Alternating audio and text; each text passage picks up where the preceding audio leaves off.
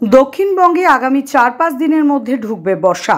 ১৮ June থেকে ২০ জুনের মধ্যে দক্ষিণ পশ্চিম মৌসুমি বায়ু দক্ষিণবঙ্গে প্রবেশ করতে পারে বলে অনুমান আবহাওয়া বিজ্ঞানীদের।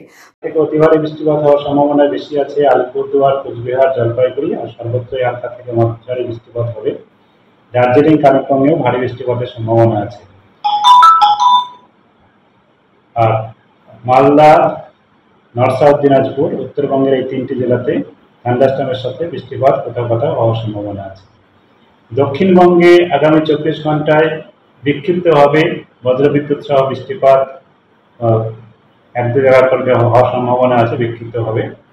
আর তাপপ্রবাহ পুরুলিয়া, বাঁকুড়া, ঝাড়গ্রাম, পশ্চিম মেদিনীপুর আর পশ্চিম বর্ধমান আজকে সম্ভাবনা বেশি। আর কাল থেকে তাপমাত্রা সামান্য একটু কমার সম্ভাবনা আছে। তাতে তাপ হট এবং হিউমিড সেটা ওই ৫টা জেলাতে থাকার সম্ভাবনা রয়েছে। বাকি জেলাতে তাপমাত্রা আগামী ২-৩ দিনে স্বাভাবিকের থেকে কিছুটা বেশি থাকবে, তারপরে কম হবে।